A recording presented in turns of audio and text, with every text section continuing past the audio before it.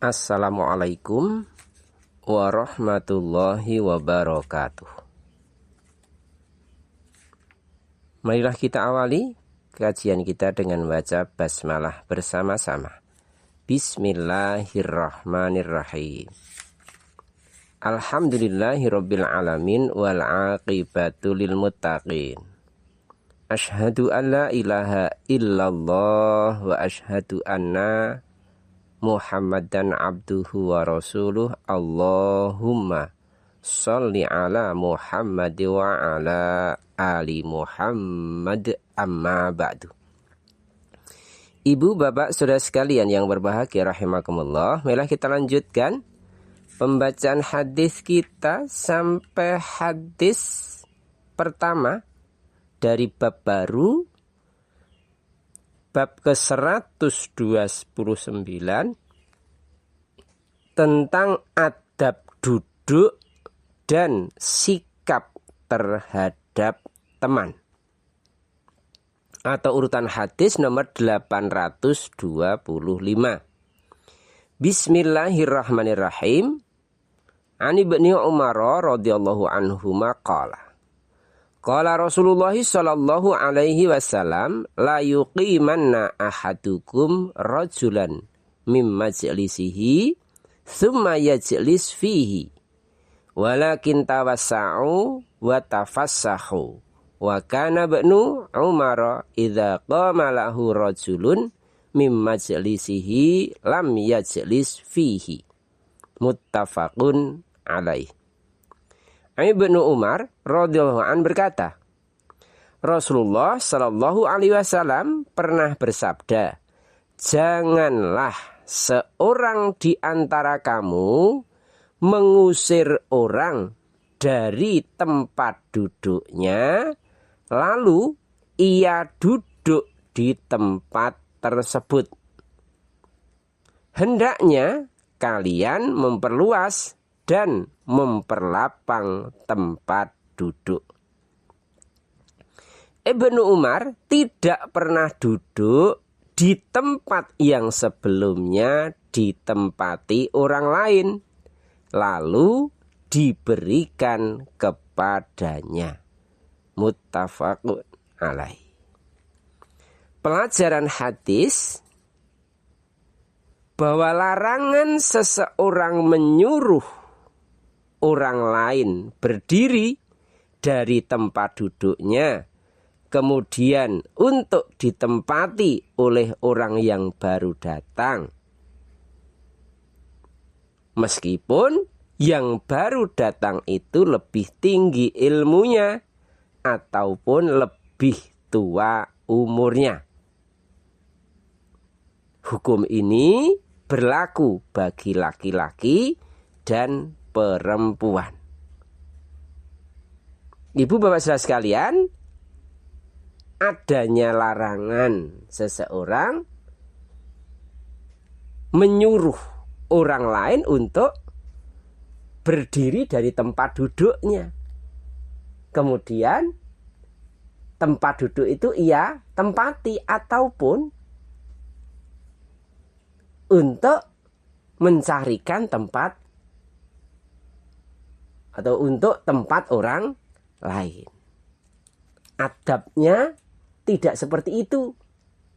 Seperti halnya kita datang duluan di masjid, datang duluan duduk di saf awal atau depan, kemudian yang datang belakangan duduknya di belakangnya. Kemudian keterangan berikutnya,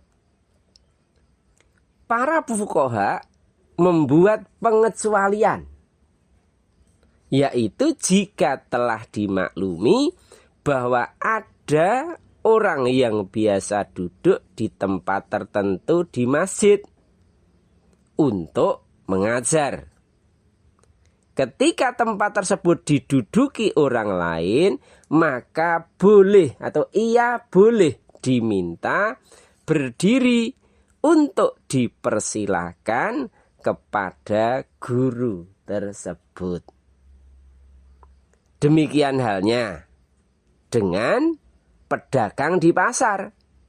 Jika ia sudah biasa menempati lokasi tertentu, maka ia boleh menyuruh atau mengusir orang lain yang menempatinya. Ibu bapak saudara sekalian, begitulah adab. Bagaimana kita menempatkan, bahkan para fuqaha ahli hukum mengecualikan, maka boleh ya untuk memudahkan segala sesuatunya. Kalau di masjid itu ada tulisan untuk khotib. Jadi dikasihkan satu space, satu sajadah atau satu space untuk khotib atau untuk imam. Monggo, ini untuk memudahkan. Agar apa? Kita mendapatkan tadi tidak menjodak, tidak menyuruh orang lain. Kamu jangan di sini. Agar apa? Ini menjaga perasaan. Kita telah memberikan suatu rambu, penanda, karena ini nanti tempat ini untuk khotib, sehingga memudahkan segala sesuatunya. Kita berpikirnya panjang, berpikirnya universal, sehingga baginda Rasulullah jangan melarang, janganlah seseorang di antara kamu mengusir orang dari tempat duduknya, lalu ia duduk di tempat tersebut. Ini adalah adab yang dituntunkan oleh baginda Rasulullah Muhammad Sallallahu Alaihi Wasallam, sehingga kita mengikuti, kita mengupayakan. Maka tadi salah satu jalan tengahnya, monggo dari takmir ataupun dari panitia. Kalau panitia kan misalnya sholat id begitu ya. Kalau ketakmiran ya di masjid, untuk memberikan tempat. Agar apa? Agar semuanya mendapatkan manfaat dari jamaah. Juga tidak ada yang merasa nanti diusir dalam tanda petik, disuruh berdiri, jangan berada di sini. Begitu, karena apa? Telah ada salah satu sajadah atau penanda bahwa di dalam sajadah tersebut diperuntukkan untuk guru, untuk khotib yang akan memberikan khutbah, baik itu Jumat atau khutbah Id dan seterusnya. Demikian pula pada di pasar tadi ya. Demikian juga dengan pedagang di pasar.